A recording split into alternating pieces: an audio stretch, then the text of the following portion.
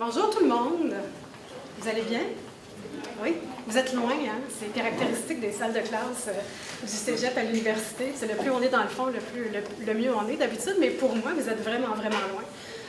Je n'ai pas l'habitude de parler très fort en public, alors si jamais vous avez des problèmes avec ma voix qui ne porte pas beaucoup, vous levez la main puis vous me le dites pour que je puisse me réajuster. D'accord? OK. Donc, je m'appelle... Oups! Ouais.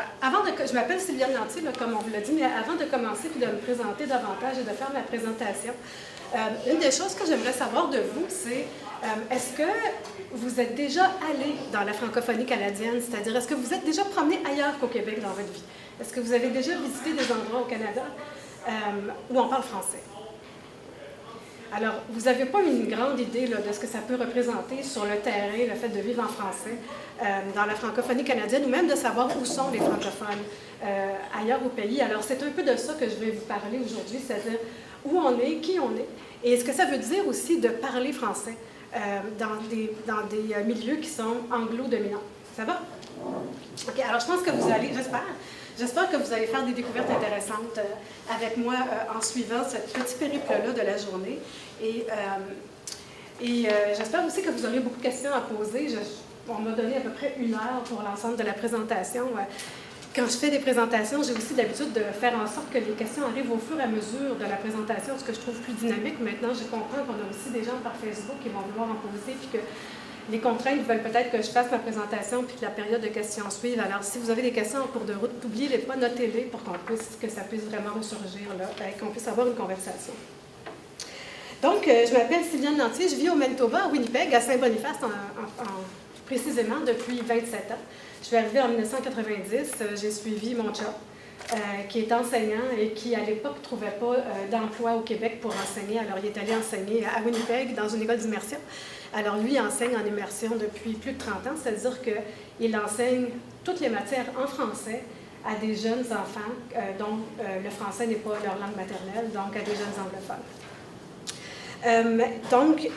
Je suis aussi journaliste de formation. J'ai travaillé en journalisme longtemps dans ma vie et aussi une travailleuse communautaire. J'ai aussi travaillé dans des organismes qui s'occupent de développement de la communauté francophone, comme on dit chez nous. Donc, j'ai travaillé dans le domaine de la culture, du développement économique en particulier. Puis, à travers ce cheminement-là, j'ai évidemment siégé à des conseils d'administration qui vont de la garderie ou à la maison d'édition, à la société historique, etc. Et j'ai fini aussi par être présidente de l'Association de la presse francophone qui regroupe l'ensemble des journaux dans la francophonie canadienne. Et j'ai aussi été vice-présidente et présidente de la Fédération des communautés francophones et acadiennes, qui est l'organisme porte-parole de l'ensemble des gens qui vivent en français au Canada, à l'extérieur du Québec. Alors, voici qui je suis. Donc, vous comprendrez que quand j'étais petite, quand j'ai grandi à Saint-Jean-sur-Richelieu, au Québec, donc en milieu majoritaire, et que je ne connaissais pas grand-chose, moi non plus, à ce qui se passait à l'extérieur du Québec. Je savais que Saint-Boniface existait, je savais que Saint-Boniface était le bastion de la francophonie dans l'Ouest canadien. J'avais entendu parler de Louis Riel dans mes cours d'histoire, évidemment. Mais entre entendre parler de Louis Riel et rencontrer le petit-neveu de Louis Riel, il y a comme une différence.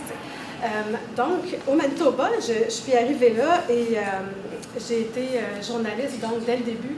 Ce qui veut dire que quand on est journaliste, on a une grande chance dans la vie, c'est qu'on a le droit de poser des questions à plein de monde sur n'importe quel sujet.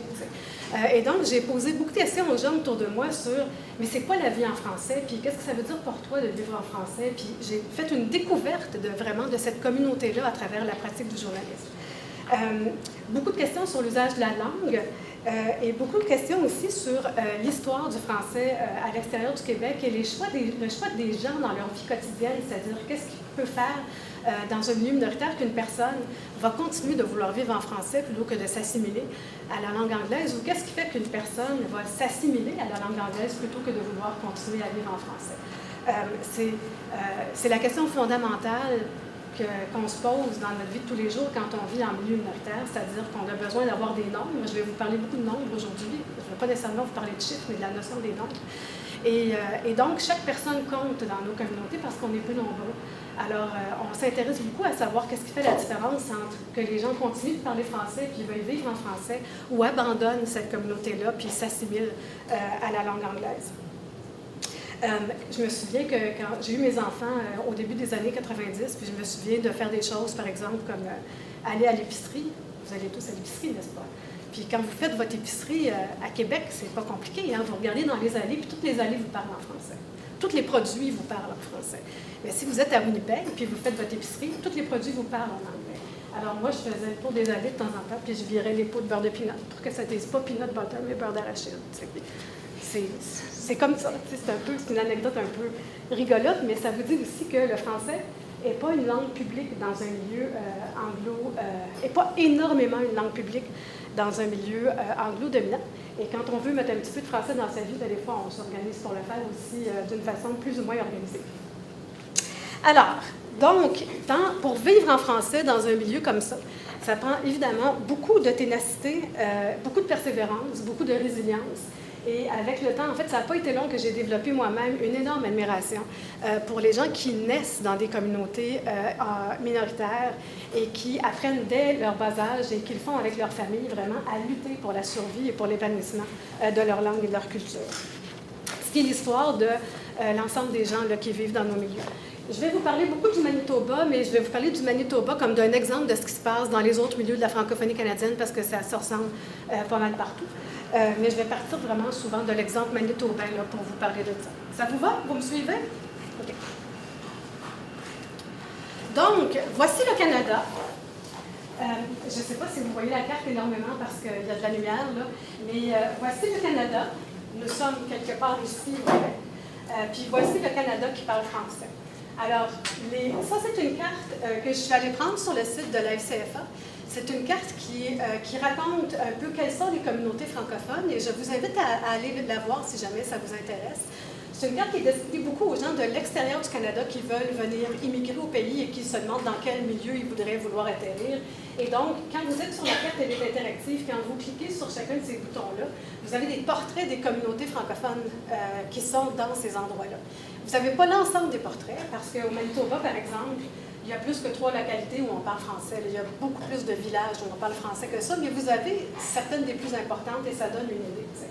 Donc, on parle français au Yukon, on parle français dans le territoire du Nord-Ouest, on parle français au Nunavut, on parle évidemment français dans les communautés acadiennes des Maritimes, on parle français en Ontario, énormément de francophones en Ontario. Il y a plus de 500 000 personnes qui ont le français comme langue maternelle, seulement en Ontario, 1 million de personnes qui parlent français.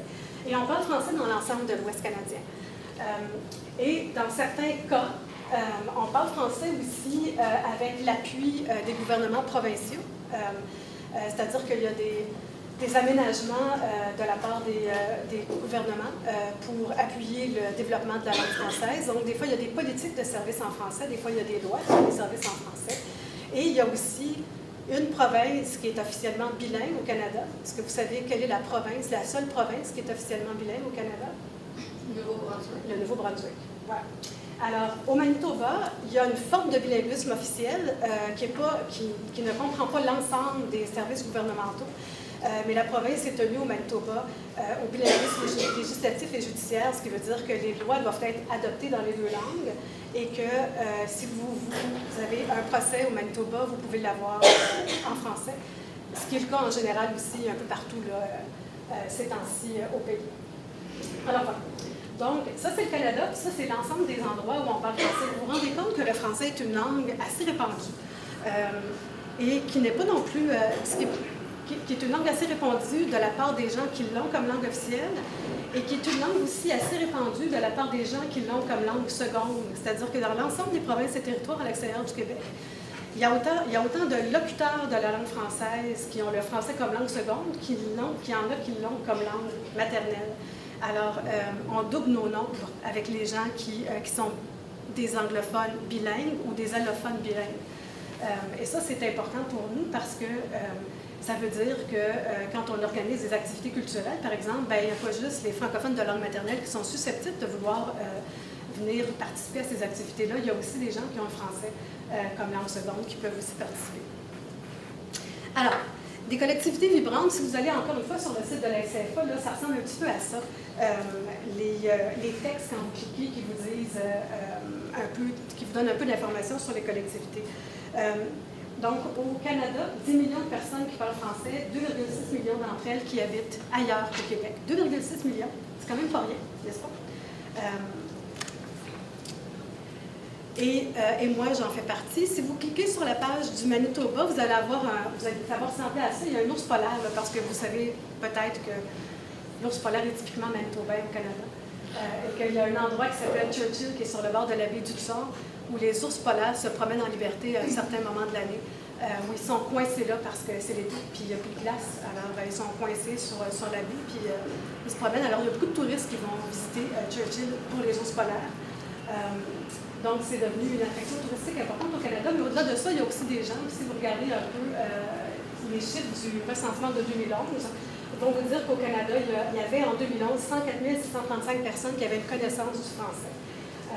Et là-dessus, il y en avait 47 680 qui avaient le français comme langue maternelle et 42 740 dont le français était la première langue officielle parlée.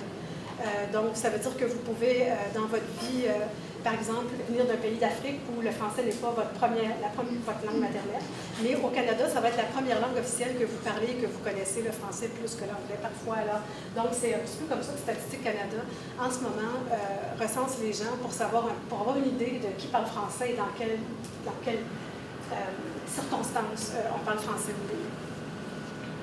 Donc, au Manitoba, juste pour vous dire, il y a 1 100 000 personnes. Ça, c'est la population de la province. Ça veut dire qu'à peu près 10 de la population a une connaissance du français suffisante pour être capable de transiger en français à un certain point. Le français est une langue qui nous obsède. Je vais un petit peu vous expliquer pourquoi.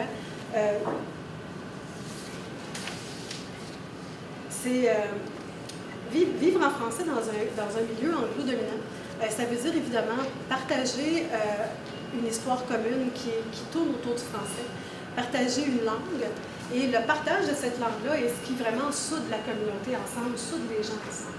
Leur histoire, leur culture, puis la langue actuelle telle qu'on la parle, c'est quelque chose d'important. Alors, quand vous êtes peu nombreux, vous avez tendance à vous regrouper aussi entre vous et à vous organiser entre vous. Et dans des communautés comme toutes les communautés à l'extérieur du Québec, où on a pendant des dizaines d'années été privés de nos droits, et où les gouvernements en général n'ont pas reconnu la place du français, l'importance du français, ou les droits des francophones, par exemple, à avoir une éducation en français, etc. Les gens se sont vraiment très organisés entre eux pour maintenir leur langue, maintenir leur communauté. À des périodes aussi, puis là je vous parle au début du 20e siècle par exemple, à des périodes où ils vivaient souvent dans des milieux ruraux, donc dans des villages où ils étaient relativement homogènes. Donc à Saint-Pierre-Joly, au Manitoba, qui est un village à peu près à 30 minutes de Winnipeg, bien, les gens à Saint-Pierre-Joly parlaient français. Les gens à La Brocquerie, au Manitoba, parlaient français. Les gens à Notre-Dame-de-Lourdes, à Saint-Claude, parlaient français. Les gens à Saint-Jean-Baptiste, à l'Atelier, à Saint-Eustache, parlaient français. À Saint-Laurent, les gens parlaient français. Donc, il y a un certain nombre de villages comme ça où les gens parlaient français. Il y avait peu d'anglophones dans ces villages-là à une certaine époque.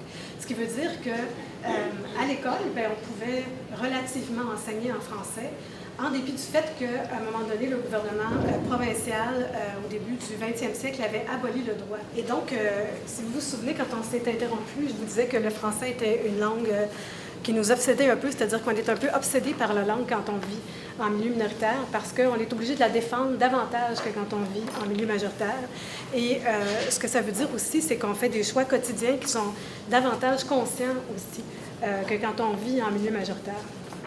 Donc, il y a des chances que quand vous êtes à Québec, vous vous levez le matin et vous ne vous demandez pas qu'est-ce que vous allez pouvoir faire pour aller chercher votre journal en français, à l'époque où on allait chercher son journal en français en quelque part, et vous ne vous demandez pas comment vous allez faire pour trouver un livre en français, vous ne vous demandez pas comment vous allez faire pour acheter le disque de votre artiste préféré en français, s'il se trouve dans votre milieu, mais en minorité, c'est possible que vous n'ayez pas accès facilement à des livres en français, à des disques en français, à des produits culturels en français. Et donc, vous devez faire davantage de démarches pour pouvoir avoir accès à ces choses-là. Et vous devez faire davantage de démarches aussi pour être branché sur la culture en français.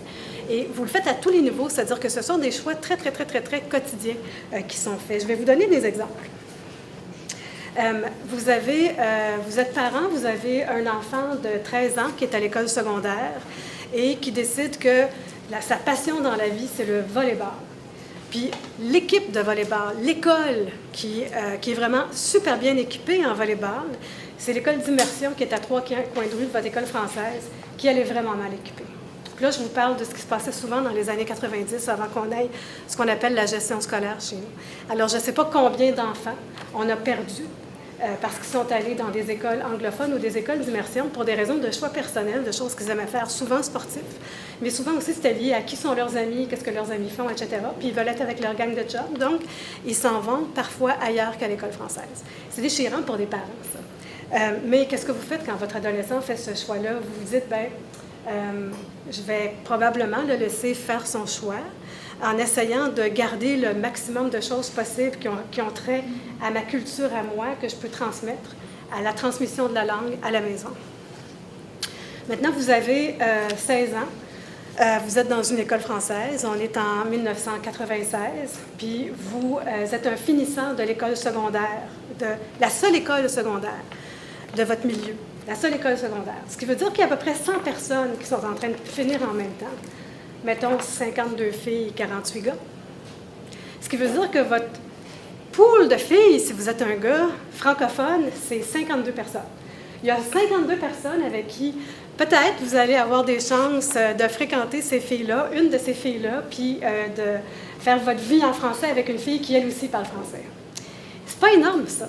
Alors, ça explique un peu pourquoi, dans nos milieux, il y a énormément de ce qu'on appelle des mariages exogames, c'est-à-dire des gens qui parlent français, qui ont le français comme langue maternelle et qui finissent par se marier ou avoir une vie de couple avec des gens dont la langue maternelle n'est pas le français et qui est souvent l'anglais. Donc, il y a des années de ça, avant qu'on ait la gestion scolaire dans les années 90, puis au moment où on faisait les grandes batailles pour les écoles en français, vous pouviez, par exemple, être dans un quartier d'une ville où il n'y avait pas d'école française du tout, et vous vouliez, ou dans un village où il n'y avait pas d'école française du tout, et vous vouliez avoir une école française dans votre village, donc vous faisiez de grandes luttes avec tous les francophones qui vivent autour de vous. Et votre voisin, qui est anglophone, qui vous prête sa tondeuse à gazon l'été, puis avec qui vous faites des barbecues, puis qui amène votre gars jouer au hockey à l'aréna tous les samedis matins et vice-versa. Des fois, c'est vous qui l'amenez aussi. Mais votre voisin trouve ça épouvantable. Épouvantable que vous fassiez ça à l'école du quartier, que vous allez vider d'un certain nombre de ses élèves parce que vous voulez une école française. Franchement, ça a-tu du bon sens? Alors, vous menez des bagarres comme ça qui sont aussi des luttes difficiles sur le plan personnel. T'sais. Toutes ces luttes-là, c'est des choix personnels qui ont des conséquences dans votre vie. Des conséquences sur votre fierté d'être francophone, des conséquences sur votre capacité d'être francophone, des conséquences sur votre capacité d'élever votre famille en français, sur votre volonté de vivre en français, etc. Et pour que vous fassiez des choix qui sont positifs pour la langue française, qui sont positifs pour votre propre culture et pour votre propre identité, vous avez besoin d'une communauté forte autour de vous, c'est-à-dire de gens qui sont là et qui vivent la même chose que vous et qui sont aussi en train de faire les mêmes luttes que vous et qui sont aussi de vivre la même réalité, mais qui vivent aussi dans cette réalité-là des choses qui sont quand même le fun. C'est pas juste négatif de vivre en français dans un milieu minoritaire, évidemment. Mais ce qui est important de comprendre, c'est qu'au cours des ans, puis au cours du 20e siècle, la vie en français a été... s'est inscrite dans des luttes quotidiennes pour les droits, nos droits de vivre en français, nos droits d'avoir des services gouvernementaux en français, nos droits d'avoir des écoles et de contrôler nos écoles, ce qu'on a appelé la gestion scolaire. C'est des luttes qui se sont faites à travers des cours de justice jusqu'en Cour suprême. Il y a de nombreuses causes qui sont allées jusqu'en Cour suprême, qui ont donné des jugements qui ont permis à la suite, qui ont obligé les provinces par la suite à dire « OK, les francophones, vous avez le droit de gérer vos écoles. » Et donc maintenant, nous avons un système d'écoles françaises à travers le pays que nous contrôlons, c'est-à-dire que les commissaires d'école qui prennent les décisions, ce n'est pas des commissaires d'école anglophones, ce sont vraiment des commissaires d'école francophones qui sont dédiés aux écoles françaises, ce qui crée un réseau de direction d'écoles francophones qui travaillent ensemble, ce qui crée un réseau d'enseignants dans les écoles françaises qui travaillent ensemble, pan-canadiens, là. Ce qui crée donc de la connaissance sur qu'est-ce que ça veut dire d'enseigner dans une école française à des enfants qui grandissent dans un milieu minoritaire, puis dans un milieu qui est de plus en plus pas homogène, c'est-à-dire que les communautés francophones d'aujourd'hui, c'est aussi des communautés où la majorité dans l'Ouest, en Ontario, la majorité des familles qui envoient leurs enfants à l'école française, c'est des familles qui vivent les deux langues à la maison, et le français et l'anglais. Donc, ça veut dire que les enfants, quand ils arrivent à l'école, en maternelle ou en prématernelle, parfois, ils connaissent mieux l'anglais que le français. Parfois, ils connaissent mieux le français que l'anglais. Parfois, ils ne connaissent que le français. Parfois, ils ne connaissent que l'anglais. Et parfois aussi, leurs parents viennent d'un autre pays. Ils connaissent à peu près pas le français, à peu près pas l'anglais. Et tout ce monde-là se ramasse dans la même école et forme une communauté scolaire qu'il faut adapter pour qu'ils soient tous capables de vivre ensemble et de cheminer ensemble. Alors, c'est la réalité dans laquelle on vit vraiment maintenant. Donc, une réalité où la langue qu'on parle, on la parle, le français qu'on parle, on choisit personnellement de le parler et on choisit personnellement de le parler dans des circonstances particulières et parfois on ne peut pas choisir de le parler. Alors moi j'ai la chance, par exemple, depuis les 27 ans que j'ai travaillé au Manitoba, j'ai toujours travaillé en français, alors j'ai été chanceuse pour ça, mais je connais plein de gens qui ne travaillent pas en français, donc leur langue de travail c'est l'anglais, donc leur vie en français c'est davantage une vie privée à ce moment-là. Mais quand on est capable d'avoir une vie plus publique en français, ça facilite aussi les choses. T'sais. Il y a aussi des gens qui sont très francophones, mais qui travaillent dans par exemple, qui ont un travail qui est très spécialisé et dont le vocabulaire spécialisé n'est pas francophone. Quand j'ai eu mon premier enfant, en 1991, ma gynécologue, par exemple, était une francophone, mais elle pratiquait le 3/4 du temps en anglais. Elle avait fait ses études en anglais, donc tout son vocabulaire sur l'anatomie du corps humain était anglophone. Alors, ça donnait des conversations intéressantes avec des termes intéressants. Alors, il faut s'adapter à ça aussi quand on vit dans un milieu. Ça fait partie des choses qu'on vit. Ce que ça fait aussi, c'est que ça crée parfois des situations où les gens sont gênés de parler leur langue. Ils sont gênés de parler leur langue aussi parfois devant des gens qui la parlent, entre guillemets, mieux qu'eux. Et moi, quand je suis arrivée au Manitoba, je venais du Québec. Je travaille dans un journal. Je pose des questions à des tonnes de gens sur des tonnes de sujets. Des gens là-dedans qui vivent une partie de leur vie en français, pas tous, pas toute leur vie en français, et qui vont me dire, je les appelle, puis là, je leur dis, tu sais, j'aimerais ça que tu me parles de telle affaire. J'ai besoin de faire une entrevue sur telle affaire. Puis qui vont me dire, oui, mais mon français n'est pas bien bon. Alors, on peut-tu faire l'entrevue en anglais?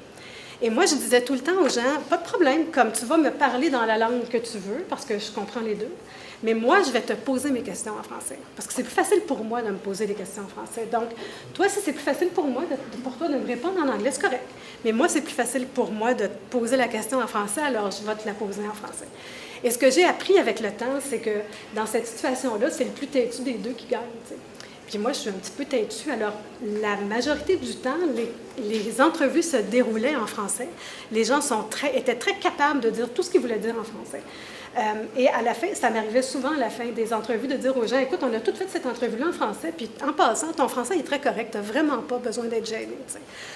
Parce que les gens ont ce sentiment-là parfois dans des milieux minoritaires parce que leur accent n'est pas le même, parce que leur façon de chanter la langue, des fois, ressemble un peu plus à l'anglais. Parce qu'ils ne sont pas habitués de le dire, parce que ça prend du temps avant que le vocabulaire revienne. Donc, ils ont l'impression qu'ils sont démunis, alors qu'ils ne le sont pas tant que ça. Puis, ils ont besoin vraiment de regagner cette fierté-là pour parler la langue qu'ils savent parler dans le fond, mais ils oublient qu'ils savent la parler. Alors, donc, c'est un choix quotidien. Et ce que ça fait aussi, c'est qu'on a une très nette conscience de son identité. Vous savez que vous êtes francophone quand vous êtes francophone, veut pas. Vous ne pouvez pas l'oublier. Donc, vous avez une très nette conscience de votre identité et vous avez cette conscience-là parce que les conditions ne sont pas optimales. Donc, votre conscience est sollicitée et votre identité plus affirmée dans les parties de votre vie où vous êtes francophone. Et vous avez le choix un peu entre assumer ou ne pas assumer, participer ou pas participer. Et tout ça peut aussi dépendre de votre propre sentiment d'aise en rapport avec le fait de parler français et aussi de la force de votre communauté, de la communauté dans laquelle vous êtes et de la façon dont cette communauté-là peut vous appuyer dans ces choix-là. Et ça, c'est vraiment très important, c'est-à-dire que plus vous sentez que vous n'êtes pas tout seul dans votre communauté, plus il y a des activités qui soutiennent aussi votre vie en français, plus c'est facile de continuer à vivre la vie en français. Donc, la communauté francophone, on met beaucoup d'accent là-dessus dans nos milieux de vie. Parce que la communauté créée entraîne une solidarité. Elle est en mode solution, elle essaie de trouver des solutions pour faire en sorte que les gens, pour augmenter cette fierté-là, pour faire en sorte que les gens perpétuent la langue française. Et elle doit aussi faire preuve de beaucoup de créativité parce que les ressources et les moyens ne sont pas énormes pour le faire. Dans des milieux de vie, parfois, où est-ce que les gouvernements provinciaux ne veulent pas toujours ne veulent pas toujours être aussi dépensiers qu'on voudrait qu'ils le soient dans leur façon de voir les choses, alors que nous, on est en grand manque de ressources, là, souvent, pour faire ce qu'on voudrait faire. Donc, ça crée une exigence, ça crée une urgence, et ce qui veut dire que c'est à la fois extrêmement valorisant, mais aussi fatigant, parce que vous êtes toujours dans cette urgence-là, et dans cette conscience-là, que vos choix comptent et que chaque personne compte. Alors, quand j'étais journaliste, j'ai été journaliste pour La Liberté, rédactrice en chef, directrice. J'ai travaillé là pendant une période de 16 ans. Sur une période de 21 ans, j'ai travaillé 16 ans au journal. Et on s'est intéressé beaucoup dans différentes périodes, mon équipe et moi, à ces questions-là d'identité, de langue. Qu'est-ce qui fait que les gens continuent de vivre cette vie en français? Et en 1993, ça commence à faire longtemps, en 1993, à peu près en janvier-février 1993, Statistique Canada a sorti les statistiques de langues officielles qui avaient été récoltées lors du recensement de 1991.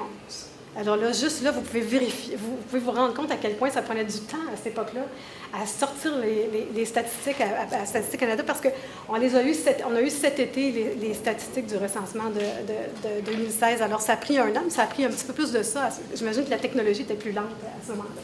Et on a fait une série d'articles à La Liberté sur les suites du recensement. Je vous en ressors un, parce que je trouvais ça intéressant. Ce qu'on avait décidé de faire, c'était vraiment de faire le portrait d'une famille ordinaire. Des gens tout à fait ordinaires, qui sont pas des militaires, qui ne sont pas engagés plus que ça, mais qui vivent une vie normale, comme n'importe quel citoyen vit une vie normale, en se demandant quelle place prend le français dans la vie de cette famille-là.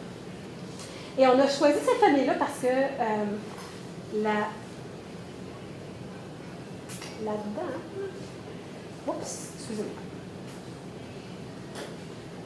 La dame que vous voyez ici, c'était la gardienne de mon enfant.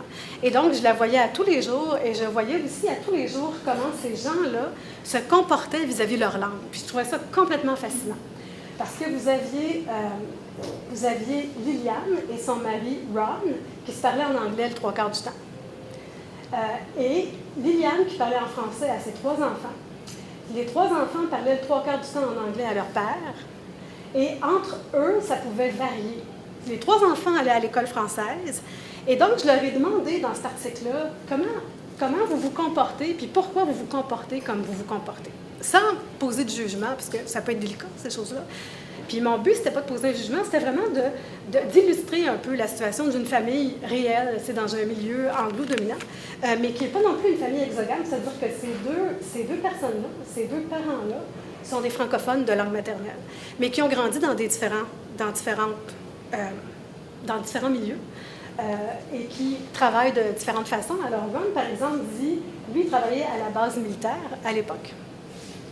Comme concierge, il travaillait surtout en anglais. Donc, il travaillait tellement en anglais qu'il avait de la misère à parler en français quand il sortait du travail. Alors, il continuait sur sa lancée en anglais. Mais Liliane, ce qu'elle m'a raconté aussi, c'est quand on s'est mariés, Ron puis moi, on parlait tous les 2 surtout en anglais, même si on venait de familles francophones. Et quand on a eu nos enfants, on a recommencé à parler en français, parce qu'on voulait transmettre notre langue à nos enfants. Donc, souvent, quand les gens ont des enfants, c'est un moment dans leur vie où ils reconnectent avec leurs racines profondes, leur culture, et où ils décident de transmettre leur langue.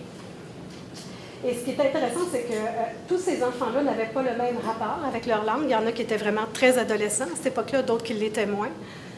Et aujourd'hui, si je regarde ce que ces enfants-là sont devenus, parce que c'est des adultes, ils ont... la fille de Liliane qui est là est devenue médecin. Elle a 2 enfants qu'elle élève en français. Son fils ici est devenu adulte aussi. Il y a 5 enfants qui élèvent en français. Et Patrick ici, qui était le moins engagé dans la langue française à cette époque-là, vit au Québec. Il travaille dans l'armée. Alors, il est en quelque part sur une base militaire du Québec. Je ne me souviens plus de laquelle. Je pense qu'il est à Saint-Jean-sur-Richelieu, en fait, en ce moment. Et lui aussi vit 100% de sa vie en français et est devenu très, très, très, très, très, très francophone. Alors, si je regarde cette famille-là, On aurait pu penser, il y a 20 ans, qu'on ne savait pas quelle serait leur destinée et quelle serait la capacité de transmettre leur langue.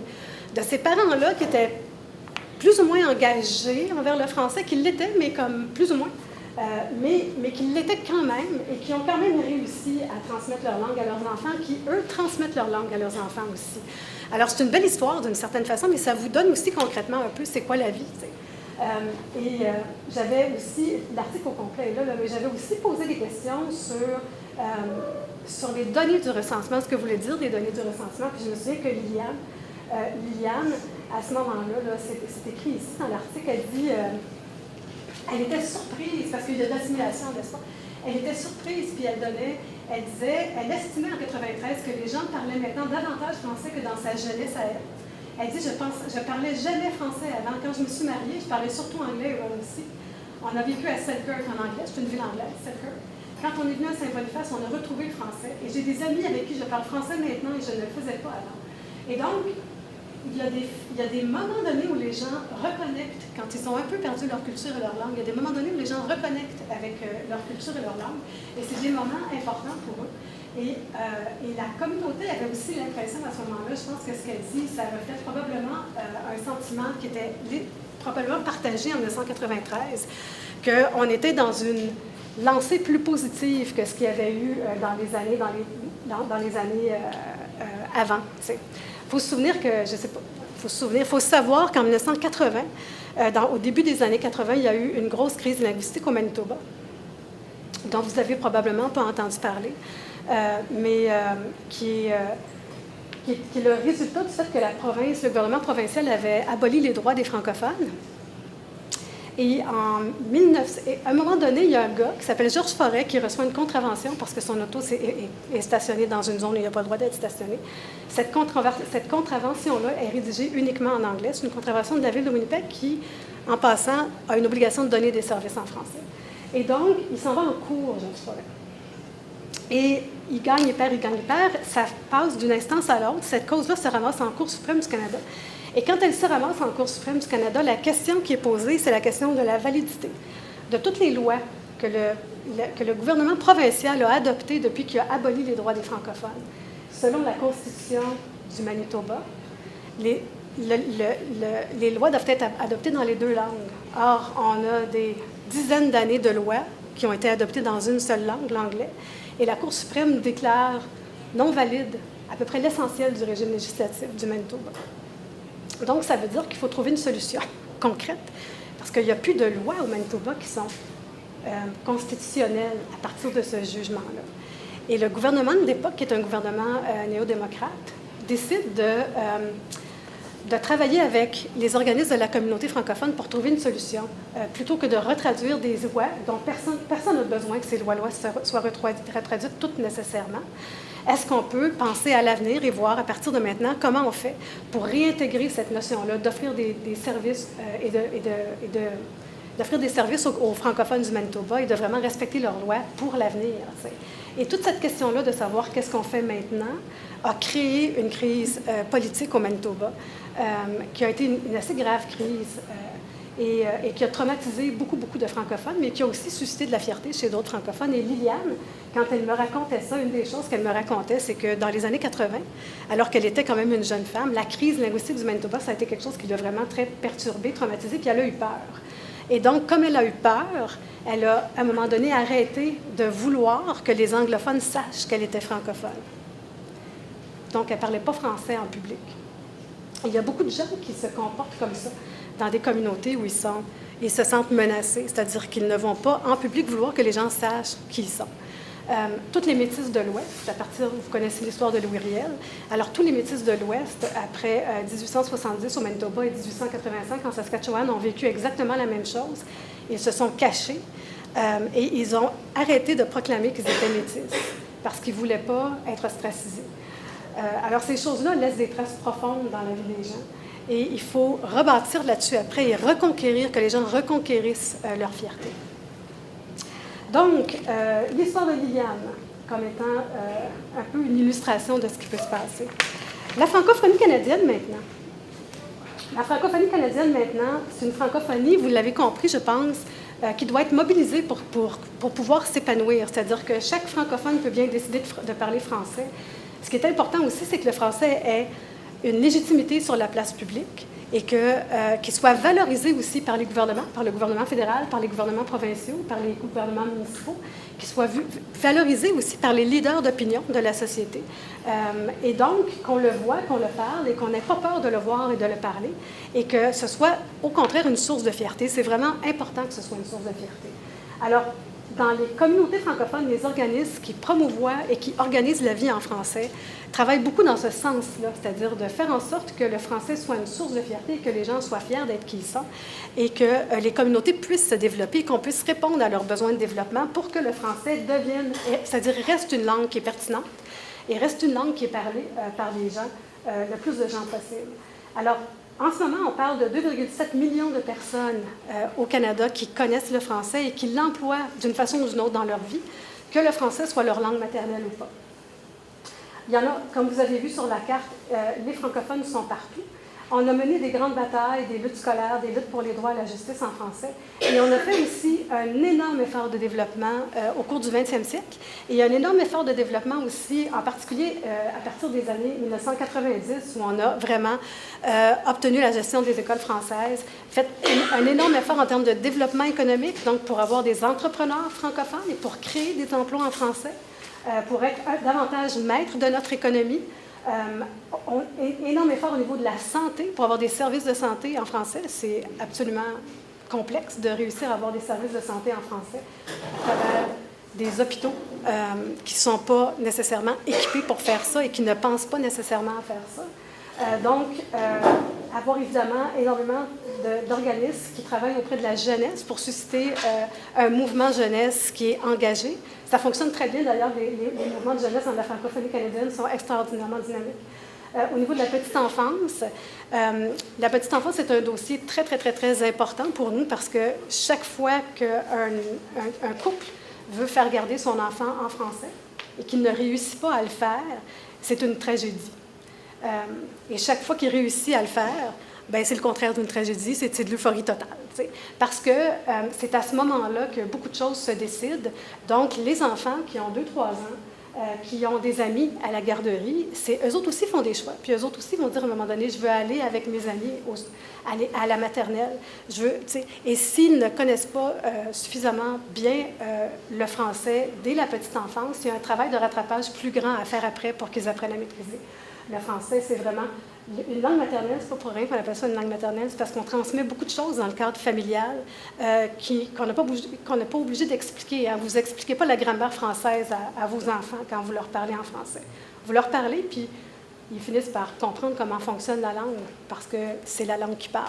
Mais quand vous apprenez la langue à quelqu'un d'autre, dont ce n'est pas la langue maternelle, vous devez lui apprendre la grammaire. C'est plus compliqué d'apprendre la grammaire que de juste vivre en français puis apprendre cette langue-là par osmose dans sa famille.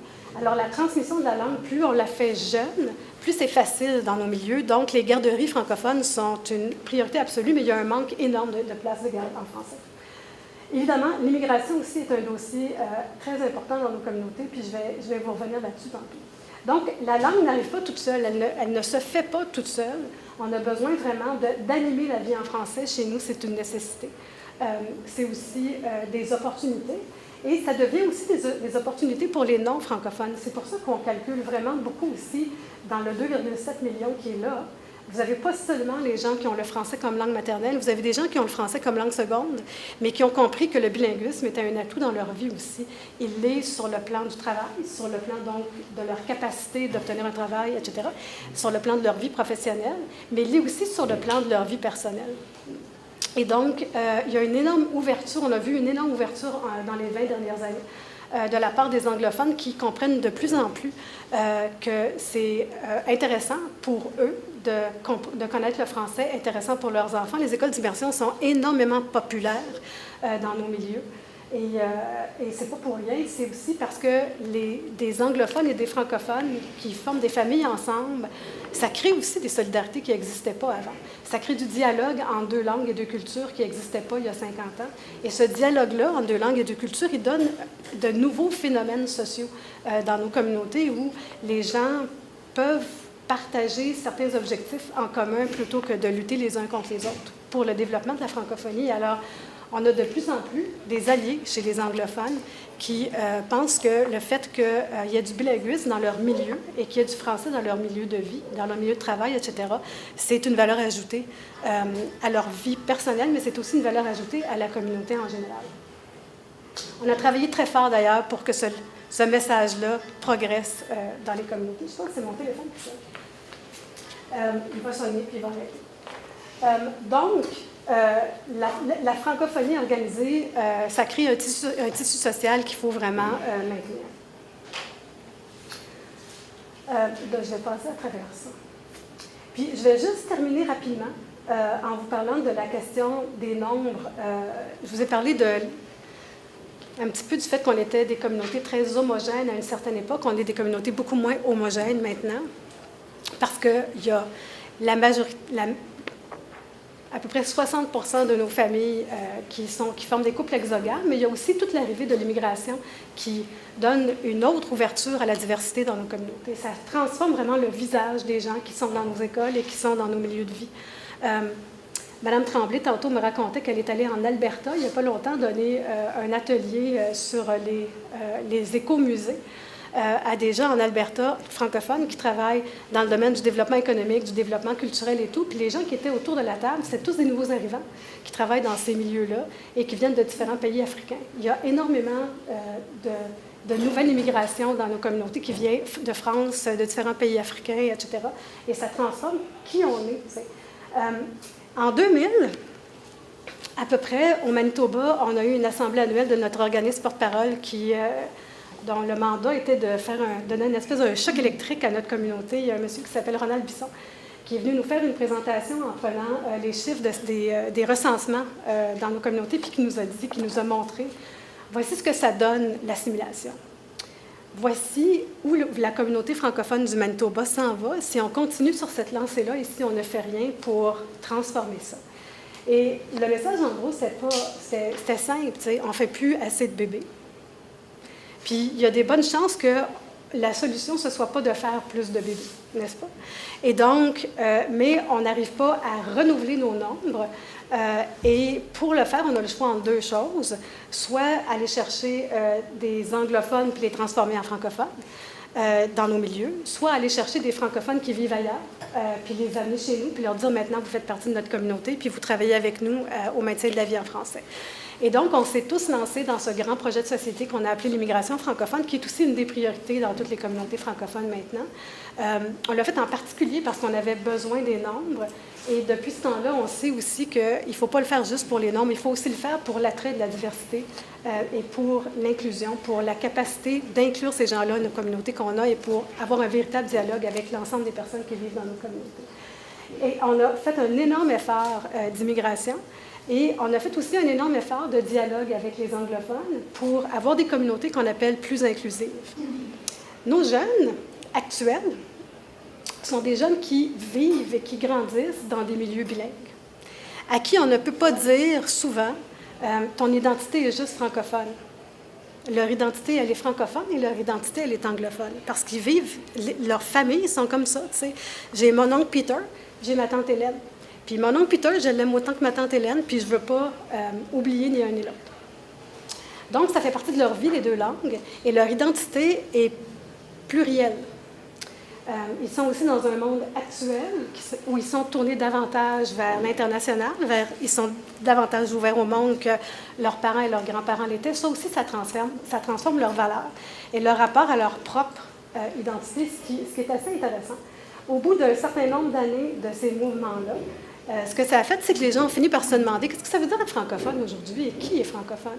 Et donc, dans l'ensemble des communautés, on est en train d'interpeller nos gouvernements pour dire à nos gouvernements et pour dire au fédéral, quand vous faites des programmes en disant ça, c'est pour les francophones de langue officielle, vous ne pouvez plus vous adresser seulement aux gens qui ont le français comme langue maternelle, parce que dans nos communautés, les francophones, c'est aussi des gens qui ont une langue africaine comme langue maternelle, c'est aussi des gens qui ont l'anglais comme langue maternelle, puis ces gens-là font aussi partie de la francophonie moderne.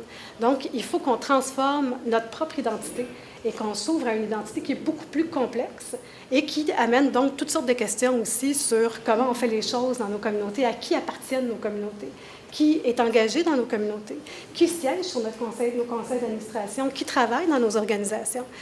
Puis est-ce que ça reflète la diversité qu'on dit qu'on veut être et est-ce que ça reflète notre volonté d'accueillir et d'intégrer des gens à qui on dit « venez vivre chez nous, vous allez être bien chez nous ». Alors ça suscite toutes sortes d'autres questions qui sont très intéressantes et auxquelles on est en train de trouver des réponses en cheminant avec les gens. Donc, la question des nombres reste importante dans ce sens-là aussi. OK, ça, je vais passer à ça, c'est des statistiques. Donc, nouveau défi, la définition qui est francophone, la diversité, l'accueil et l'inclusion qui entraîne des changements. La place, la légitimité du fait français sur la place publique et le français comme étant une langue publique, c'est-à-dire qu'on veut voir le français à l'extérieur. On veut le voir dans l'affichage, on veut le voir partout, le français. On veut que les gens qui ne parlent pas français sachent aussi que le français existe dans leur milieu, même s'ils n'ont pas de voisins francophones. C'est important que ce soit la place du français sur la place publique. Et on parle aussi beaucoup d'insécurité linguistique. Ça, c'est une chose dont on parle énormément maintenant. L'insécurité linguistique, c'est ceci. J'ai 8 ans, ou j'ai 15 ans, ou j'ai 16 ans, et je suis à l'école, et je vis dans un milieu où je parle les deux langues, puis mon français parlé n'est pas nécessairement un français parlé qui est celui de quelqu'un qui vit à Paris, en France. Et mon enseignant, qui m'enseigne le français, il m'enseigne une grammaire française qui est très normative, n'est-ce pas? Il m'enseigne une langue qui est très normative et qui ne ressemble pas toujours à la langue que je parle, ce qui fait que dans le milieu scolaire, qui a une mission de faire de la construction identitaire, donc de construire mon identité francophone. La mission de nos écoles, c'est de faire de la construction identitaire en français. Dans cette école-là, qui a la mission de faire de la construction identitaire, quand on enseigne le français, on m'enseigne une langue qui ne ressemble pas à la langue que je parle, des fois, et on me l'enseigne d'une façon qui me rabaisse des fois aussi. C'est-à-dire que je finis par avoir peur de parler ma langue. Je finis par me sentir gênée parce que je ne parle pas ma langue comme il faut. Et ça, on appelle ça l'insécurité linguistique. Et l'insécurité linguistique, je l'ai vu comme journaliste. Et quand je vous parlais des gens que j'interviewais, qui étaient des adultes et qui ne voulaient pas me parler en français parce qu'ils ne se sentaient pas en sécurité dans cette langue-là, les adultes le vivent aussi, l'insécurité linguistique, mais quand les enfants à l'école le vivent, ça entraîne toutes sortes de problèmes. Alors, la nouvelle chose sur laquelle on veut s'attarder en ce moment, c'est vraiment comment on fait pour minimiser l'insécurité linguistique. Et ça veut dire créer un autre dialogue entre l'enseignement du français, le français qu'on enseigne, comment on l'enseigne, et comment se comportent les adultes par rapport aux jeunes qui parlent comme ils parlent. Puis des fois, qui traversent une phase où est-ce que, quand ils vont être sortis de cette phase-là, ils vont parler autrement. Donc, c'est assez intéressant comme discussion en ce moment. C'est tout nouveau, là. C'est un tout nouveau chantier sur lequel les gens sont en train de travailler. Évidemment, on parle aussi de moderniser les outils législatifs qui nous encadrent. Donc, la loi sur les langues officielles, qui est une loi fédérale, qui est une loi quasi constitutionnelle, qui a été adoptée en 1969, est une loi super importante pour les francophones en milieu minoritaire. Mais elle a 50 ans et tout le monde veut la moderniser en ce moment. Qu'est-ce que ça veut dire, la moderniser? C'est une bonne question. Je ne sais pas si vous avez déjà pris, par exemple, un avion d'Air Canada pour aller à Vancouver. Bon, c'est un exemple facile des avions d'Air Canada, parce que si vous prenez un vol d'Air Canada, et Air Canada a des obligations linguistiques, dépendamment de l'aéroport d'où vous partez et de l'aéroport où vous allez, on va être obligé de vous donner du service dans les deux langues ou pas. Mais vous, là, vous êtes la même personne, vous êtes le même citoyen. Vous n'arrêtez pas d'être francophone parce que vous passez au-dessus de Thunder Bay plutôt que de passer au-dessus de je ne sais pas trop où, tu sais. Si vous allez dans certains endroits, en Colombie-Britannique, dans certains centres de services gouvernementaux, bien, vous n'êtes pas dans une région désignée. Il y a pas assez les francophones ne sont pas un poids assez fort pour que ce soit une région désignée, donc on n'est pas obligé de vous offrir des services en français. 3 portes à côté, on est obligé de le faire. Comment, comme citoyen, vous pouvez comprendre la logique de ça? C'est extrêmement compliqué de comprendre la logique de ça pour une personne normale. Et c'est vous qui avez raison. Alors, le gouvernement fédéral, je pense, doit repenser aussi à comment il fait pour faire en sorte que les citoyens ont accès à des services dans leur langue et qu'il le fait dans une optique où les deux langues sont véritablement égales, parce que théoriquement, elles sont égales au Canada, les deux langues. C'est aussi là-dessus qu'on est en train de travailler, comment est-ce qu'on arrive à faire ça. Voilà. Donc, fierté, pureté, est-ce que la langue est un outil de fierté? Est-ce qu'elle doit être pure, moins pure? Est-ce que c'est d'abord un outil de communication? L'été dernier, il y a eu les Jeux de la francophonie canadienne à Dieppe-Moncton. C'est important de dire Dieppe-Moncton parce que Dieppe et Moncton, êtes-vous déjà allé à Dieppe et Moncton? Géographiquement parlant, c'est un peu la même ville. Là. Vous traversez une route puis vous êtes dans l'autre ville. Mais Dieppe est très fortement francophone. Moncton l'est un petit peu moins, même s'il y a beaucoup de francophones qui vivent à Moncton. Et donc, c'est ces deux villes-là qui étaient chargées. C'est dans ces deux villes-là qu'avaient lieu les Jeux de la francophonie canadienne. Et les jeunes du Nouveau-Brunswick qui étaient chargés de l'organiser en partie, donc qui parlent chiac, parce que dans cette région-là du Nouveau-Brunswick, on parle le chiac, ils ont proposé comme slogan « Right fier ». Right fier, c'est leur langue. C'est leur langue à eux autres. Mais Right fier a créé tout un débat au Nouveau-Brunswick chez les Acadiens, parce que qu'est-ce que ça disait au monde sur notre langue? Est-ce qu'on est right fier? Est-ce qu'on est right fier d'être francophone si on est right fier? T'sais? Et il y a eu vraiment tout un débat et tout un dialogue entre les gens de la jeune génération et les autres. Entre autres, c'est un petit peu un débat générationnel, qui est un débat non terminé. Ça ne se termine pas, ces débats-là, ça continue tout le temps.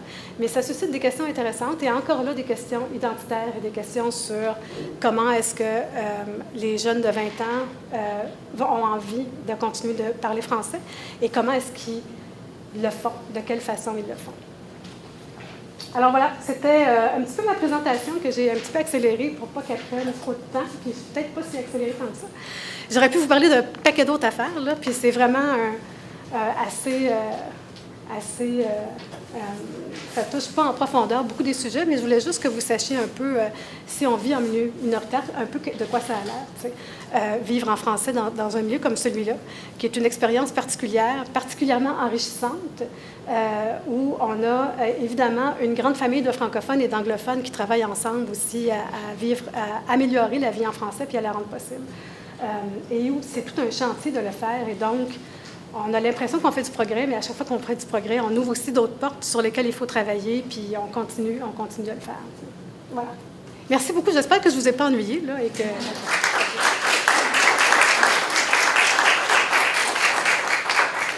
Donc, merci beaucoup, Mme Lantier.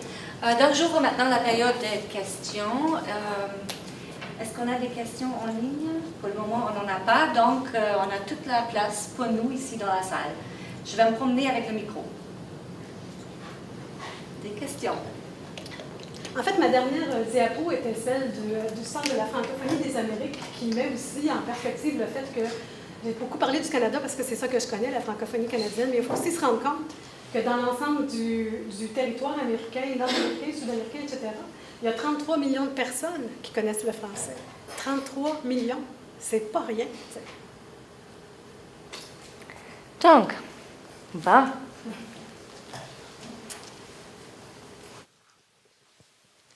Bonjour. Donc, ma question, en fait, ce serait... Bon, là, vous parlez de défendre votre langue au Manitoba. On rencontre beaucoup d'obstacles. Puis, c'est sûr qu'il faut tout le temps, justement, c'est un choix de parler français à chaque jour, de se lever, de la défendre. Puis, si on parle vraiment en tant que francophone ici à Québec, au Québec, comment vous vous sentez? Je ne sais pas comment la poser exactement, mais comment on se sent quand on voit au Québec qu'on est encore en train de se dire qu'on défend notre langue? Oui, on la défend d'une certaine façon, mais il n'y a pas une certaine frustration par rapport au fait que nous, justement, le matin, on se lève, puis on n'a pas besoin nécessairement de faire le choix parce que partout où on va, on parle encore français, alors qu'il y en a encore qui continuent à dire, il y a peut-être un certain danger, oui, pour le français, mais on est en danger, puis il faut vraiment parler plus français, être plus unilingue. Je ne sais pas si c'est clair, là, mais... Mais je pense qu'il y a des réalités différentes, tu sais. Je pense qu'on ne peut pas comparer des gens qui vivent vraiment en majorité, des gens qui vivent dans des milieux anglo-dominants, tu sais. Au Québec, il y a toute une discussion sur la langue aussi, sur la place du français, puis c'est une discussion aussi qui n'aura jamais de fin. Comme elle est juste... C'est correct que ça n'ait pas de fin. Tu sais. Moi, c'est pas quelque chose qui me dérange que ça n'ait pas de fin. je voudrais pas que vous pensiez que le français est en danger ou qu'on est en péril, par exemple. Je sais qu'il y a peut-être quelque chose de sous-jacent dans mon message qui dit ça. Je pense que c'est pas le péril, c'est surtout l'opportunité aussi, puis le désir de qui est une motivation. C'est pas la peur qui est une motivation, c'est le désir de faire mieux, puis le désir de continuer qui est une motivation. Puis c'est extrêmement fort, comme c'est un choix de tous les jours, puis je le dis comme ça pour que vous preniez conscience un peu de la différence. Puis c'est vrai que c'est un choix de tous les jours, puis c'est vrai que on perd des gens en chemin pour toutes sortes de raisons, mais il y a des gens qu'on perd pas, puis les gens qu'on perd pas, ils font le choix de rester dans cette langue-là et de vivre dans cette langue-là et de maintenir ce lien culturel-là, etc. Et quand on fait, par exemple, quand je me rends compte, moi, j'ai pas l'impression dans mon milieu de vie que mon milieu de vie dans lequel je suis depuis 25 ans est en détérioration. Du tout. J'ai l'impression qu'il est en progrès. Comme dans ma vie de tous les jours, là, quand je regarde ce que les francophones réussissent à faire, puis le côté dynamique, puis la vitalité qu'il y a, j'ai l'impression qu'il est en progrès. Il y a énormément d'activités culturelles. Il y a, comme tu sais, à Saint-Boniface, c'est pas comme ça partout, là. Il y a différents degrés dans l'ensemble des milieux de la francophonie canadienne, mais si je prends Saint-Boniface, il y a 2 librairies francophones. Moi, j'ai dirigé pendant 7 ans un centre culturel francophone où il y avait des activités constantes. Il y a la plus vieille troupe de théâtre en français est au Manitoba. Le journal que j'ai dirigé est un journal qui a fêté son 100e anniversaire en 2013, donc qui est né en 1913. Il y a des vieilles institutions, il y a une université, etc. Alors, il y a une complétude au niveau des institutions qui font en sorte qu'on est capable, franchement, de vivre 100% de sa vie en français si on arrive à travailler en français, ce qui est mon cas. Ce qui est le cas de mon conjoint aussi, ce qui est le cas de mon fils, ce qui est le cas de sa blonde. Alors, il y a beaucoup de gens qui vivent beaucoup de parties de leur vie en français, mais on le fait dans un contexte où il y a de l'anglophonie autour de nous aussi, puis on n'est pas non plus un ghetto. T'sais. Alors, on a aussi des amis anglophones, on a aussi des familles, des membres de nos familles qui sont anglophones. Il y a aussi, puis on veut que les anglophones aiment le français. C'est comme ça a été le défi, je pense, de la fin du 20e siècle dans les communautés francophones, c'est de faire en sorte que les anglophones comprennent que le bilinguisme, c'est bon pour tout le monde et que le français n'est pas quelque chose qui les désavantage. C'est le fait que moi, j'existe puis que je parle français, ça ne leur enlève rien. Puis le fait qu'ils deviennent bilingues, ben, tant mieux pour eux autres. T'sais. Il y avait une autre question ici. Pourrais-tu t'identifier? Oui, certainement. Par mon nom, j'imagine, simplement? Oui, ton nom. OK. Donc, moi aussi, j'avais une question. Mon nom, c'est Caroline Rifou-Côté. Puis, ma question suit un peu celle de ma collègue. En fait, la question de péril. En fait, moi, dans mes études en linguistique, j'ai un peu appris qu'une langue n'est pas en danger, pas en péril, tant que les gens n'ont pas arrêté de la parler, en fait. Fait que, au Québec, c'est pas encore un problème. Je ne considère pas que notre langue est en péril. Par contre, dans les milieux minoritaires, ben, c'est sûr que là encore, elle est parlée. Mais, justement, là, la question que, par exemple, au Manitoba, il y a 10% de la population qui la parle. En chiffres, il y a beaucoup de personnes, mais en pourcentage comme ça, quand on regarde, c'est pas tant immense. Puis aussi le côté que les gens, des fois, est-ce que ça les fâche de ne pas pouvoir recevoir un service toujours en français? J'imagine que oui, c'est fâchant. Fait que des fois, j'imagine qu'ils doivent se tourner vers l'anglais parce que c'est beaucoup plus simple. Fait que ma question, là, c'est un peu vague, mais est-ce qu'à long terme, vous pensez que dans ces milieux minoritaires-là, justement au Yukon ou au territoire du Nord-Ouest, peu importe, le français va finir par s'éteindre parce que justement, c'est beaucoup plus simple l'anglais comme ça, là. C'est à peu près ça. Ben écoute, c'est la question que tout le monde se pose et qui est posée de recensement en recensement en recensement. Tu sais, tout le monde regarde les chiffres en se demandant, ben, on a-tu reculé? Tu sais, jusqu'à quel point on a reculé? Puis, donc, ce qu'il faut comprendre, c'est que la question des langues officielles, elle est liée au nombre, mais elle est aussi liée à ce qu'on appelle des facteurs de vitalité. C'est-à-dire que si vous êtes dans un milieu où il y a des facteurs il y a de forts facteurs de vitalité, il y a de meilleures chances que votre français que vous continuiez à parler français puis que vous transmettiez votre langue. T'sais. La question, c'est, puis il y a des études qui sont faites là-dessus sur quels sont les facteurs de transmission de la langue, par exemple, qui montrent des adéquations entre un certain nombre de choses. Et donc, dans une communauté, vous avez plus de chances que la langue française soit transmise si vous avez des centres culturels, si vous avez des activités pour les enfants en français, si votre enfant est capable d'apprendre à nager en français, s'il y a des garderies en français, etc. Alors, le plus qu'il y a de services en français et d'institutions et de vie en français à l'extérieur de la maison, qui soutient la vie en français à la maison, le plus il y a de chances que la transmission de la langue se fasse et que cette langue-là, c'est pas juste cette transmission-là, c'est pas juste à court terme, là, mais vraiment on forme des gens qui vont vouloir vivre en français et qui vont avoir leur identité à cœur. Et le commissaire aux langues officielles, Graham Fraser, à un moment donné, disait, parce que vous savez, la langue, en ce moment, le règlement sur la loi sur les langues officielles, ce qu'il dit, c'est que s'il y a 5 % de francophones ou d'une minorité, ou d'anglophones au Québec, ou de francophones hors Québec, dans un endroit donné, ben là, le gouvernement doit donner des services dans la langue officielle de ton choix. Okay? Donc, si tu vis dans une région X, puis vous êtes 6 % tu es correct, tu vas avoir des services en français. Maintenant, tu peux tomber à 5 % tu peux tomber à 4 % puis là, est-ce que tu vas continuer d'avoir des services en français? Tu peux tomber à 4 % et garder tes nombres. C'est juste les autres qui augmentent et ce qui fait baisser ton pourcentage, n'est-ce pas? Et qu'est-ce qu'on fait dans ce temps-là? C'est pour ça que la question des nombres n'est pas la seule question qu'il faut examiner. Et il faut aussi, je pense, se rendre compte qu'il y a toute une notion de rattrapage, c'est-à-dire que l'assimilation, qui existe, qu'on essaye de freiner. L'assimilation est aussi le résultat d'un paquet de gestes que les gouvernements dans le passé ont posés ou n'ont pas posés, d'un paquet de choix qu'ils ont fait ou qu'ils n'ont pas fait, qui ont fait en sorte qu'ils n'ont pas favorisé le développement du français ou ils ont complètement freiné le développement du français et qui ça revient. Je veux dire, il y a beaucoup plus d'ouverture maintenant, tu sais, il ne faut pas se le cacher, mais ça ne veut pas dire que c'est tout le temps suffisant et ça ne veut pas dire que cette ouverture-là, elle est suffisante dans toutes les provinces et territoires non plus. Alors, on sait qu'on a encore pas mal de travail à faire, mais la seule question des nombres ne peut pas être celle qu'on examine, tu sais.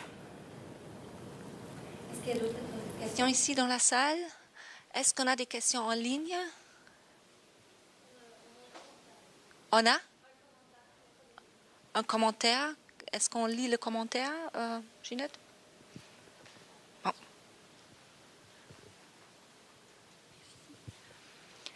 Alors, Angélique Bernard nous fait dire « Coucou Sylviane ». Bonne présentation. Donc, elle apprécie le fait que tu aies parlé de l'importance du plan d'action sur les langues officielles du gouvernement fédéral pour assurer des services aux francophones en milieu minoritaire. Et c'est signé Angélique, fière franco-yukonaise. Merci.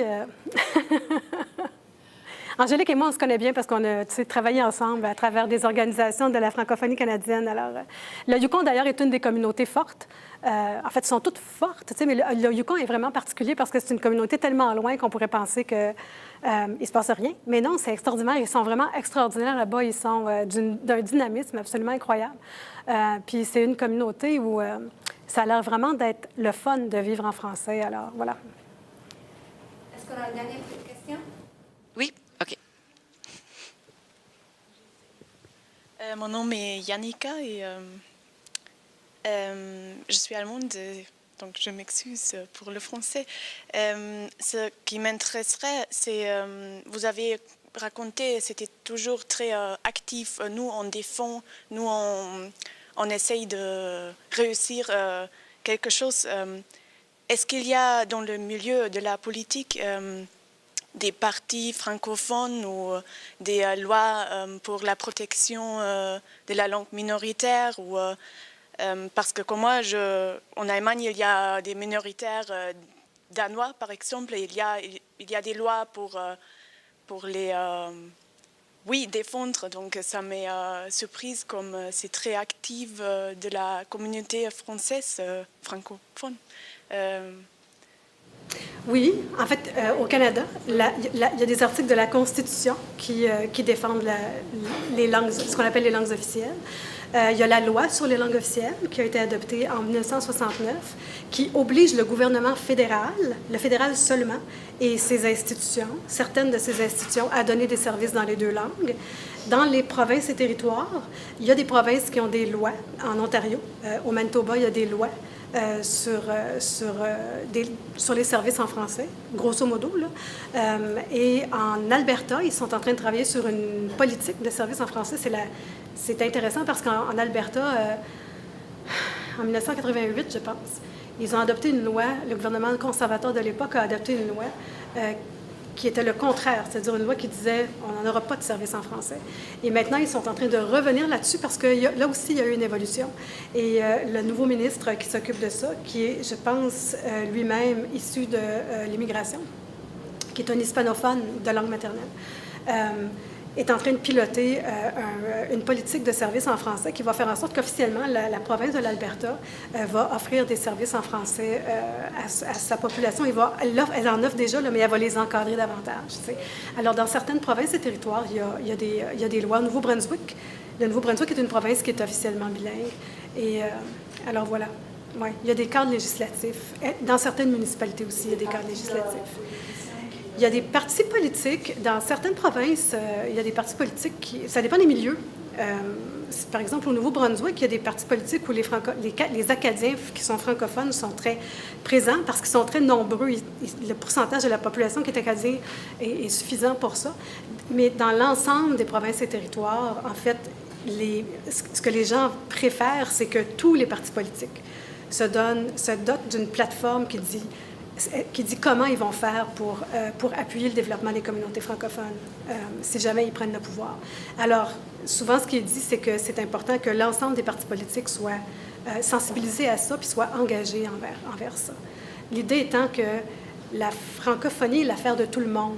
C'est pas mon dossier à moi, c'est pas ton dossier à toi, c'est vraiment l'affaire de tout le monde. Ça ne devrait pas faire l'objet de débats partisans. Donc, merci beaucoup. Merci à vous.